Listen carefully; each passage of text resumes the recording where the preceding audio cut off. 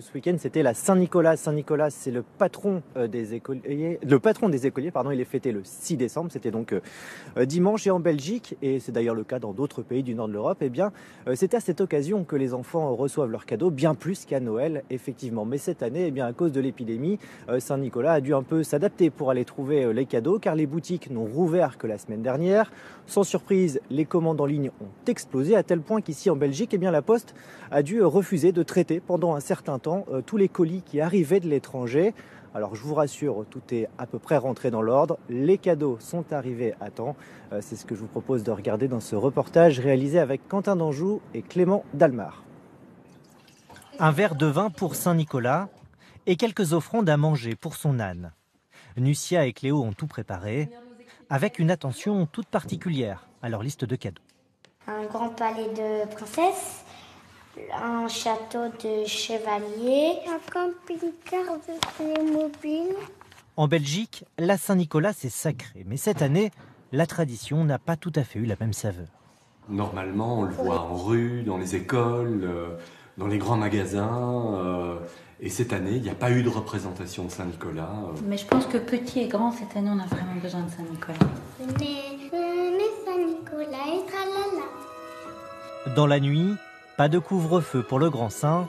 Les cadeaux sont arrivés à destination, comme chaque année. Oh cool, le château que j'avais demandé. Ma très chère Cléo, comme tu as grandi depuis l'année dernière, j'ai vu tous les beaux résultats que tu as obtenus à l'école. Félicitations! En Belgique, les boutiques n'ont rouvert que quelques jours avant la Saint-Nicolas. Alors il a fallu innover pour répondre à toutes les commandes. Dans celle-ci, la gérante a créé un site internet, proposé du click and collect et même des livraisons à domicile. Déguisement de chevalier, on va regarder. Tout a été plus compliqué, mais franchement, au niveau des ventes, on ne se plaint pas. Le secteur de l'enfance, c'est un secteur qui reste peu touché, donc c'est plus qu'on a dû tous se réorganiser. Et celle qui a battu tous ces records, c'est la Poste.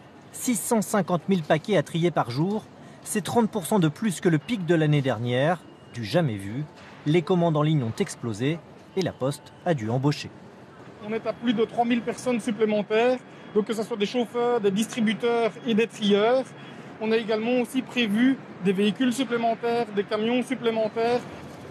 Et l'épidémie a peut-être aussi influencé Saint-Nicolas dans ses choix. Un nouvel hôpital pour la petite Cléo et une soignante de plus auprès des malades.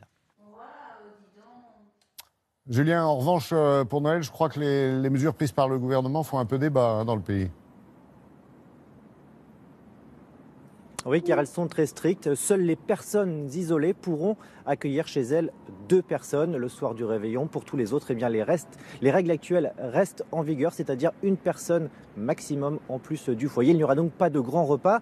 Ces mesures, elles font débat effectivement au sein même du gouvernement. Il y a aussi des maires, des présidents de région qui ont demandé au Premier ministre d'assouplir ces règles, mais pour l'instant, pas question pour le Premier ministre qui a d'ailleurs indiqué qu'il fêterait Noël en petit comité avec sa femme et ses 2 enfants.